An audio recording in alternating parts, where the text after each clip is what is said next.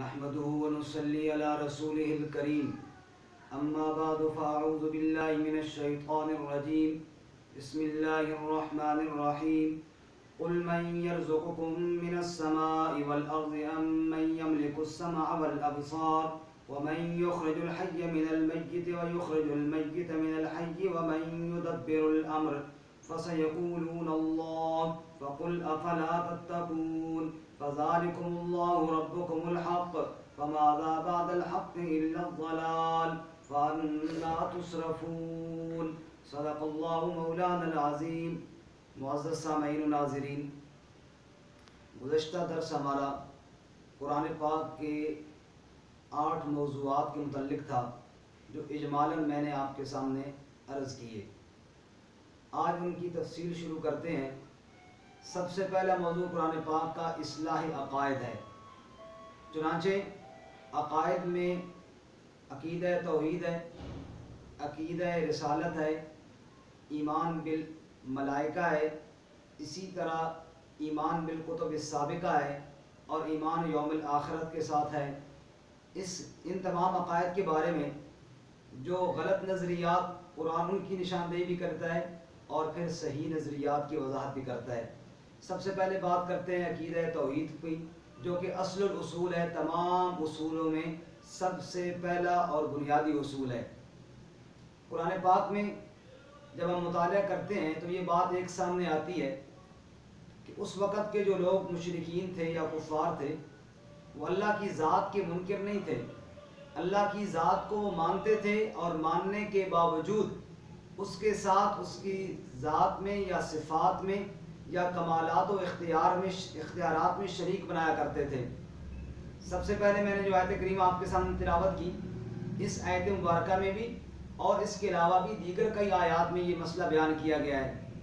سورہ یونس 11ویں پارے میں ارشاد باری تعالیٰ ہے، قُلْ مَنْ يَرْزُقُكُم مِّنَ السَّمَاءِ وَالْأَرْضِ، اے میرے محبوب صلی اللہ علیہ وسلم آپ ان دنیا والوں سے پوچھئے، مَنْ يَرْزُقُكُم مِّنَ السَّمَاءِ وَالْأَرْضِ، تمہیں رزق کون دیتا ہے آسمانوں اور زمین سے؟ اَمَّن يَمْلِكُ السَّمْعَ وَالْأَبْصَارَ، کانوں اور آنکھوں کا مالک، سماعت اور بصارت کا مالک کون؟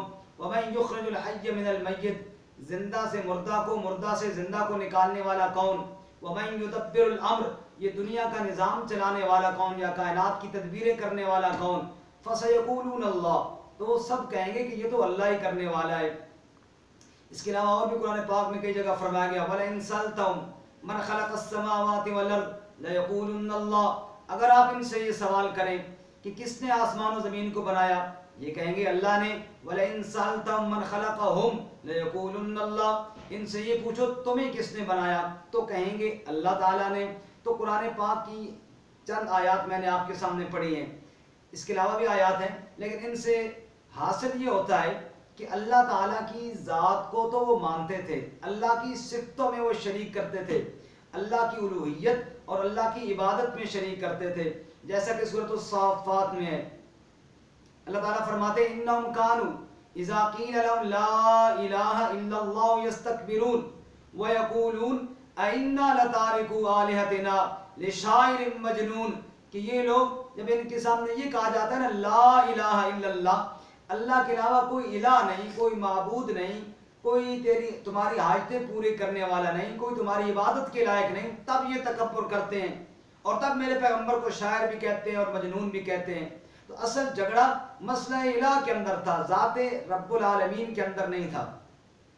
قرآن پاک نے ایک تو غیر اللہ کے اندر صفات کی اجمالی نفی کی ہے اور اللہ تعالیٰ کی ذات کے اندر ان صفات کو بیان کیا ہے، پھر آگے مشرکین کے ایک ایک عقیدے کو نامزد کر کے اس کی تردید کی ہے۔ سب سے پہلے میں آپ کو چند آیات سناتا ہوں کہ جن آیات میں اللہ تعالیٰ نے غیر اللہ سے نفی اور اپنی ذات کے بارے میں اس بات کیا ہے۔ مثال کے طور پہ اللہ تعالیٰ کی ایک صفت ہے خالق، اللہ یوں تعارف کرواتے ہیں قرآن پاک میں، اللہ خالق کل شیء، اللہ ہر چیز کا خالق ہے۔ کہیں فرماتے ہیں یخلق ما یشاء، جو چاہے سو پیدا کرے۔ کہیں اللہ تعالیٰ فرماتے ہیں خلق السماوات والارض بالحق، آسمان و زمین کا خالق وہ اللہ تعالیٰ ہے۔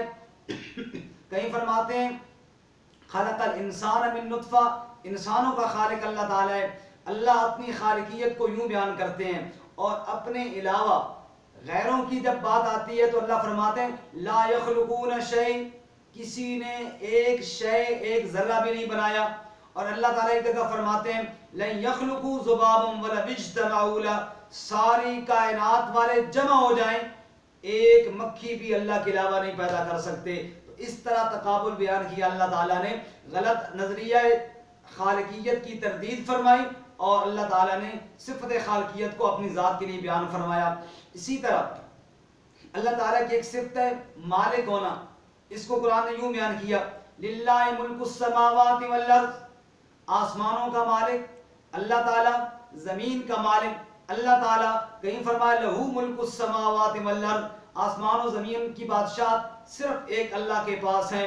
اور پھر غیر اللہ کی نفی یوں فرماتے ہیں اللہ تعالیٰ والذین تدعون من دونی ما یملکون من قطمیر، اللہ کے علاوہ ایک چھلکے کے مالک بھی کوئی نہیں، معمولی سے پردے کا مالک بھی کوئی نہیں ہے. لا یملکون بشیء، کوئی ذرہ بھر کسی شے کا بھی مالک کوئی نہیں. اسی طرح اللہ تعالیٰ کی ایک صفت ہے سمیع للدعاء، دعاؤں کا سننے والا. قرآن پاک میں اللہ بیان کرتے ہیں انہ هو السمیع العلیم، انہ هو السمیع البصیر، سننے والا، جاننے والا، دیکھنے والا اللہ تعالیٰ کی ذات ہے. ان ربی لسمیع الدعاء، دعاؤں کو سننے والا اللہ تعالیٰ کی ذات ہے. اور غیر اللہ کی طرف اللہ بات کرتے ہیں تو یوں نفی فرماتے ہیں لا يسمع دعاءکم، وہ تمہاری دعاؤں کو سن نہیں سکتے. وہم عن دعائہم غافلون، وہ غافل ہیں. اسی طرح اللہ تعالیٰ کی ایک صفت اللہ یوں بیان کرتے ہیں اپنے بندوں کی دعاؤں کو قبول کرنا.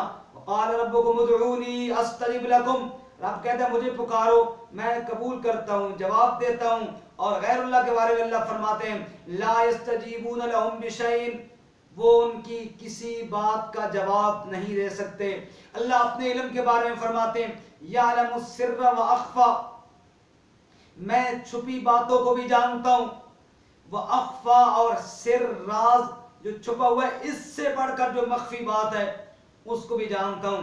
مفسرین فرماتے ہیں سر تو وہ ہوتا ہے جو میں جانتا ہوں، ساتھ بیٹھنے والا بھی نہیں جانتا میرے دل میں کیا چیز ہے. اور اخفا وہ ہے جو ابھی میں بھی نہیں جانتا، آج سے 10 سال بعد، 20 سال بعد، 50 سال بعد ایک بات میرے ذہن میں آئے گی، میرا اللہ اس کو آج بھی جانتا ہے.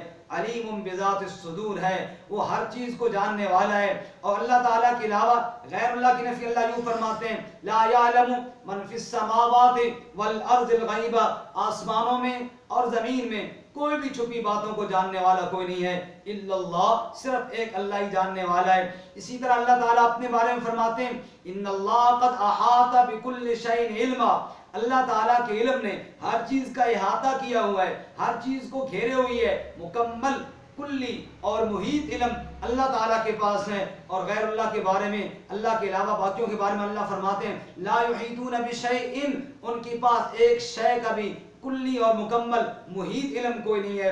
اللہ تعالیٰ اپنا تعارف یوں کرواتے ہیں، فرماتے ہیں الحی القیوم، اللہ لا الہ الا ہو الحی القیوم، ہمیشہ زندہ، سب کو تھامنے والا. اور باقیوں کا تعارف یوں کرواتے ہیں کل من علیہا فان، باقی سب کو فنا ہے. کہیں اللہ تعالیٰ فرماتے ہیں کل شیء ہالک الا وجہہ، ہر ایک نے ختم ہو جانا ہے، صرف تیرے رب کی ذات نے باقی رہنا ہے. کہیں فرماتے کل نفس ذائقۃ الموت، ہر ایک نے موت کو چکھنا ہے. تو یہ ایک اجمالی طور پر اللہ تعالیٰ نے اپنی صفات کا اثبات فرمایا اور غیر اللہ کی صفات کی نفی کی، اور ان کو جوڑا جائے تو کلمہ توحید بنتا ہے لا الہ الا اللہ، کہ کوئی معبود نہیں ہے سوائے اللہ کی ذات کے.